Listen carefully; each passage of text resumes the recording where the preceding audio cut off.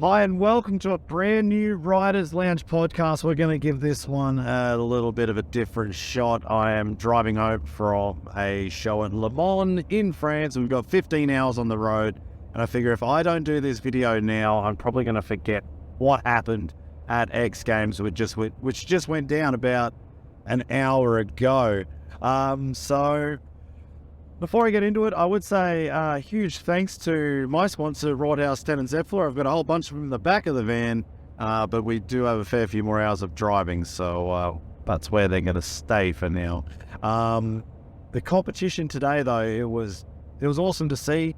X Games brought FMX Best Trick back in Japan, but it was only the one event. There was no best whip, there was no freestyle, it's only Best Trick, 2 jumps per person, 7 riders, and probably saw everything I thought we were going to see.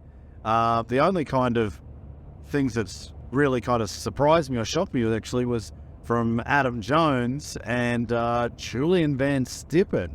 But I'll talk about that in just a few seconds. The riders who were there, Harry Beek, Jacko Strong, Rob Adelberg, Josh Sheehan, Adam Jones, Julian Van Stippen, and there's one more, Taka Higashino, the Japanese rider, home turf. And I watched the training yesterday. I think Chuck Carruthers actually had a live feed going on Instagram. And I did see that actually Taka went for a Cali roll and crashed. And he got out of it okay, got back on the bike reasonably quickly, and was throwing down rock solid Indy flips. So it looked like he was ready to go. That was the best part. So what did we see in the very first round? Adam Jones, so the riders were already chosen what order they were going to go in. So Adam Jones came out first, threw down the dead body backflip, which we all expected from him. And I did hear that bar trick saved Adam Jones's life. So he was always going to throw a bar trick out. The dead body flip, it's the biggest one. Nobody does it bigger than Adam Jones. Second rider out, Julian Van Stippen, the X Games gold medalist in Best Whip last year. You know, the kid who just turned up and threw that whip inside out, back to front. He was back, this time in Best Trick, and he threw down one of those huge ruler indies that we also saw from him. He had a backflip that we saw at X Games last year at Axel Hodges' house. That was in his first run. Tucker, his first jump was the rock solid flip, and it was huge. It was one of the best rock solid flips you're going to see, especially over 75 foot. Harry Beek. Now, Harry, the wizard, you never know what you're going to get with him on the super kicker, which I don't know if you guys saw any photos. Luke Ackerman showed me this photo yesterday that he just screenshotted from somebody's Instagram. And they lifted the super kicker up on about, 10 or 15 chunks of wood. So the super kicker was lifted up. I don't know if it was just not the right super kicker, or if they decided they wanted more airtime out of the regular one. I don't know. Harry came out and threw down a double backflip, one-handed knack, tapping the boot on the way through. That's impressive. To reach all the way back to touch your boot on a knack. On an upright would be hard. On a single backflip would be very hard. And on a double flip, he's the only guy who does it. So that was cool. And that got him into third position with that trick. Jacko then rolled out, threw down his frontie no-hander. A trick that we've seen Jacko do before. And it looked good. Looked really good. And at that point, he was sitting in gold medal contention. Sheeny came out with a double backflip, no-hander. As Sheeny does, just smashed it out, made it look as easy as pie, but he was sitting in third, but it would end up being fourth at the end of the first round. And then it was Rob Adelberg, the man who had, I think it was 6 gold medals in 1 year at X Games. I think it was a year ago, maybe 2 years ago, when there was all the Winter X and everything else that was going on in 1 year. Adelberg came out with the same trick as Jacko Strong, the front flip, no-hander. And I'd say that's actually a little bit tough because Jacko's already set the bar. Here's the trick. I've already done it. Now Rob actually had to come out and do it, and he had to do it better. if he was going to get more points, because the judges already seen what is possible. I would argue it probably was a cleaner front flip no-hander, but Adelberg was just didn't get the points. I think it was 0.33 less than Jacko Strong. So at the end of the first round, Jacko in first, Adelberg in second, Harry Bink in third. And it was pretty, this went down fast. There was no mucking around. There was no ad breaks between the first 7 riders, which was good to see. They just got on with it, and we saw some big tricks. Second round started.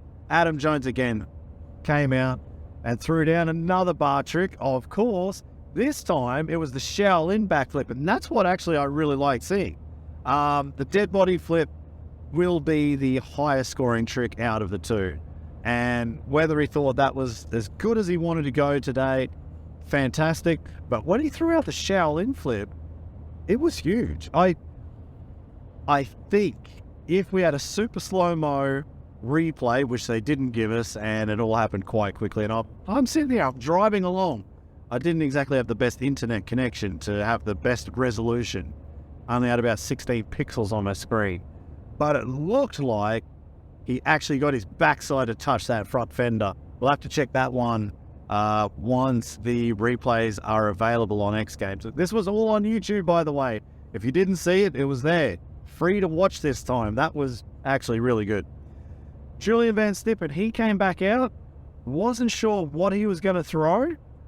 We saw the ruler Indy flip in the first one. I know he's worked on some other big tricks in the past. And he came out with an underflip Mac. Now, I actually was very surprised, and I was really excited with that trick. As he did it, I was like, yep, that looked freaking awesome. And then as they showed the replays, I was like, oh yeah, it looked a little bit like Matt Rabeau when he used to do that underflip Mac. Someone like, maybe, I think Levi might have done an underflip Mac. So if you've seen those before, you can kind of picture where Julian went on that one. Taka Higashino. Now, this one, I feel like he probably was going for a bigger trick, but he got the Hart Indy backflip. Like I said, he did a rock-solid flip on his first jump. I saw in Chuck Carruthers's... Is that what you would say for the... Yeah, Chuck Carruthers video from yesterday in training. It wasn't rock solid Indy backflip, so I kind of feel like that's where Tucker was going on it, but didn't feel it, or he just decided to change plans. Hart Indy flip, and it was huge, but it would not be his rock solid flip. Harry Bink, this time he came back out, and I know he's been working on a lot of things. He puts a lot of stuff up on Instagram, so we all kind of we keep guessing what will Harry come out with. This time, instead of going for a second completely different trick, he decided to ratchet it up and go for that double backflip, one-handed knack, and make it better. And he did. He held on to his boot for, the first one was like just the slightest of touches. The second one, you could see he actually got to have a bit of a grab on his boot on the way through and looking around at the judges or maybe at the crowd at the same time. So he increased the technicality of it and the judges increased his score, but it just wasn't enough to outdo the front flippers this time. Jacko Strong, next rider up for the second round. He came out with the Frontie no-hander. Again, I thought maybe Jacko would come with a different front flip variation, or would we actually see the Corolla that he's been working on for the last month or two that he's been putting up on YouTube? I had a discussion with Clint Esposito on his live podcast 2 days ago. Was it 2 days ago or 1 day ago? Man, time flies. Whether Jacko would attempt the Corolla in Japan, or will he hold off for the new X Games summer in America? And it looks like he held off. So he went back for the front flip no-hander. He wanted to get it bigger and better because he saw what Rob Adelberg could do. Rob didn't beat him in the first round, but man, he was close. And he knows Rob could tidy things up. So Jacko went for it.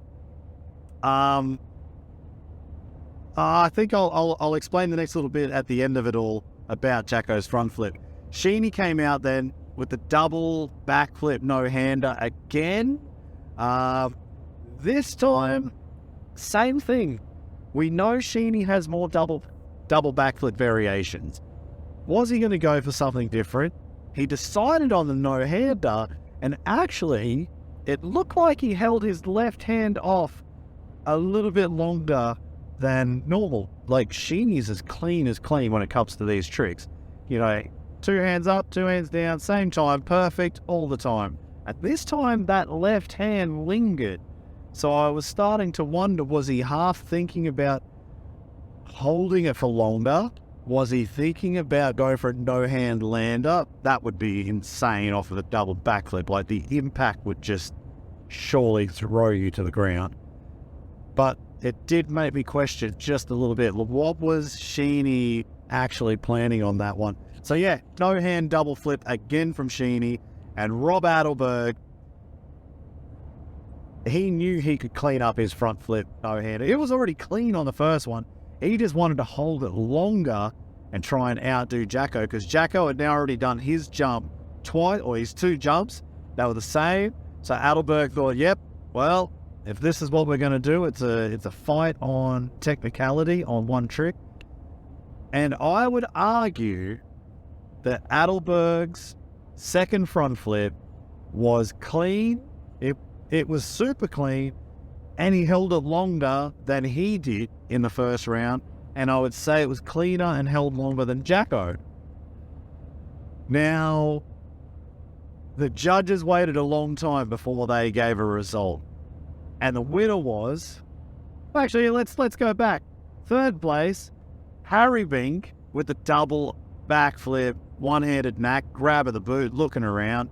Well-deserved third place for Harry. Second, well, it was Adelberg with the clean, held for a long time front flip, got second place. And Jacko, who threw down the first frontie no-hander of the day, he won it. Now, I can see both ways how you could argue this. Adelberg, clean and long. Yep, that's simple. I can go along with that. And X Games actually put up Jacko's front flip no-hander that won it, and in brackets had the UnTucked front flip no-hand. Now, were the judges, was that one of the criteria that they were looking at on the front flips, where Adelberg was tucked in and he was locked and loaded and he was not going to move from that position, whereas Jacko actually held kind of a pretty normal position on the bike, all considering doing a front flip, jamming on the brakes and leaning forward and, you know, initializing that front flip rotation. Was that part of the judging, that Jacko's was untucked? Maybe. The second part about Jacko's was, as he threw his no-hander on the frontie, he even looked up, which must have been hard as hell to lose focus of where your eyeballs are at and where your head's at, to do the frontie, go into the rotation, and then change what you're looking at, and to try and just get that little bit extra technical difficulty on it. I would say, as a rider, on any trick where you move your head around other than looking forward where you're going to land, it does take a lot more effort, or, you know, it changes how you feel on the bike when you do it. I don't know. So there you go. That was the results. First place, Jacko Strong, no-handed front flip. Second place, Rob Adelberg, front flip, no-hander. And third place, Harry Bink, double backy, one-handed knack. Sheeny in fourth with the double backy, no-hander. Fifth, I think, must have been Taka Higashino with the rock-solid backflip. And unfortunately, X Games at this point still haven't released, or, you know, they haven't put the results up for me to talk about them with the actual numbers, because I didn't screenshot anything. I was just watching it get bucket stoked the whole way. I think 6th would have been Adam Jones, and 7th Julian Van Stippen. But if I'm wrong, maybe those two are switched around, and I will update that in the show notes or in the description of this video. Yes, I'm sorry about that little part. I was just a little bit excited as I'm driving along here, watching X Games on my phone. What do you guys think of it? I'd love to hear what a lot of the core freestyle guys think, because I've already seen a fair few comments, even on X Games YouTube. They were interesting, to say the least. And I'll probably jump on for a chat with Clint Esposito tomorrow. Hopefully I'll be home. Maybe Tuesday, let's see. It'll also be interesting to get his take, and we'll have a couple of days to, see how things calm down and see where everybody's thoughts are at with X Games in Japan 2023. FMX Best Trick only. That was it. What's coming up now for X Games? It will be the American version. They're coming back to California, even though they were in California for the last couple of years. They're coming back. But this time, it looks like they're going for a multi-city tour, finishing in the Ventura County Fair ground, something like that. It's on the beach, which, number one, makes me think of wind. That doesn't sound like an awful lot of fun. But if I understand correctly, I think this is going for more of a festival feel, which would actually be, I think, way better for the atmosphere of X Games. Try and take FMX and action sports back to the roots. I think it's a good decision. I loved when it was in Staples Center. I love seeing Best Trick in there, like when Travis landed the double, or, all the history that went down inside the Staples Center, or the Coliseum. That was huge. But I kind of like the idea of the county grounds if they make it like a festival feel over a weekend. It'll be interesting to see. If I remember correctly, I think it's like July 21 to 23. We'll have a bit more news leading up to that as it comes. So yeah, there you go. Thank you very much for listening or watching. If you watch this on YouTube, you know what to do. This is a podcast, so jump on over to Spotify and Apple and Google Podcasts, all that sort of thing if you want. And if you're on the podcast, it is in video form. I decided to do it. We've done it. Thank you very much again to Rothaus 10 and Zephyr alcohol-free beers for keeping me going, giving me all the energy I need. I didn't need no Red Bull helmet or Monster helmet. I just needed a German beer brand behind me. That's how you get the job done. Actually, I'm going to do something a little bit different. This is 18 minutes long now, and you may find that it sounds a little bit different. I'm driving in a big van with a lot of wind noise, and with all the advent of this AI shenanigans, I'm going to throw down a little bit of AI sound mixing on this, because I don't have my computer hooked up to any kind of internet, and I don't have my studio here. So let's see if we can get some good audio coming out of this, because right now it sounds horrible. And if it does sound good, you can thank those AI bots for taking everybody's job. Catch you later.